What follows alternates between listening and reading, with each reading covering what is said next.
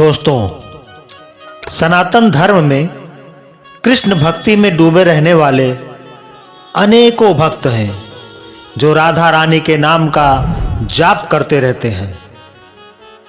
धार्मिक मान्यता है कि जो भक्त सच्चे मन से राधे राधे का जाप करता है उसे मोक्ष की प्राप्ति होती है और श्री कृष्ण के वैकुंठ धाम गोलोक में स्थान प्राप्त होता है।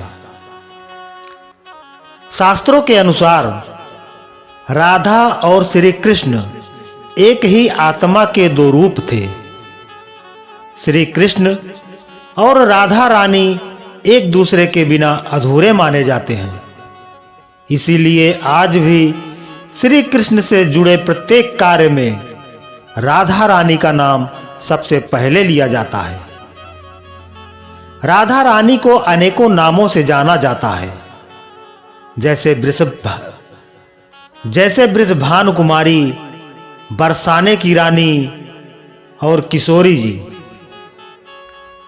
शास्त्रों के अनुसार राधा रानी धरती लोक पर हमेशा किशोरी रूप में ही, किशोरी अवस्था में ही रही हैं। शास्त्रों में उल्लेखित कथाओं के अनुसार राधा रानी को ऋषि अष्टवक्र से आजीवन किशोरी बने रहने का वरदान मिला था। आज इस कहानी के माध्यम से हम जानेंगे कि ऋषि अष्टवक्र कौन थे और उन्होंने राधा रानी को किशोरी बने रहने का वरदान क्यों दिया। पौराणिक कथाओं में यह वर्णन मिलता है कि द्वापर युग में वेदों और शास्त्रों के महान ज्ञाता ऋषि कहोड़ और माता सुजाता के पुत्र का नाम ऋषि अष्टवक्र था। ऋषि अष्टवक्र अपनी माता के गर्भ में ही अपने पिता ऋषि कहोड़ द्वारा शास्त्रों और वेदों का ज्ञान सुनते थे, लेकिन उन्हें शास्त्रों का ज्ञान सही नहीं लगता था। इसलिए ऋषि अष्टवक्र ने अपनी माता के गर्भ के अंदर से ही अपने पिता से कहा कि शास्त्रों में ज्ञान नहीं है, ज्ञान तो हमारी अंतरात्मा में होता है। हम सभी सत्य को बाहर खोजते हैं, जबकि सत्य तो हमारे अंदर है। शास्त्र तो केवल शब्दों और वाक्यों का समूह है। अपने ही पुत्र से शास्त्र विरोधी बात सुनने पर ऋषि कहोड़ को बहुत क्रोध आया और उन्होंने गर्भ में पल रही अपने ही संतान को श्राप दिया कि जो अभी तक अजन्मा है, जिसने अपनी माता के गर्भ से मेरे शास्त्र ज्ञान को चुनौती दी है, जन्म के बाद उसका शरीर 8 अंगों से टेढ़ा होगा। इसी श्राप के कारण ऋषि अष्टवक्र 8 अंगों से टेढ़े थे। ऋषि अष्टवक्र के 8 टेढ़े अंगों के कारण लोग उन्हें देखकर उनका मजाक बनाया करते थे और उन पर हंसते थे। क्रोध में आकर ऋषि अष्टवक्र लोगों को श्राप दे दिया करते थे। एक बार ऋषि अष्टवक्र बरसाना आए थे, तब सभी बरसाना वासी उनके दर्शन करने पहुंचे, जिनमें से कई बरसाना वासी ऋषि अष्टवक्र के टेढ़े अंगों को देखकर हंसने लगे।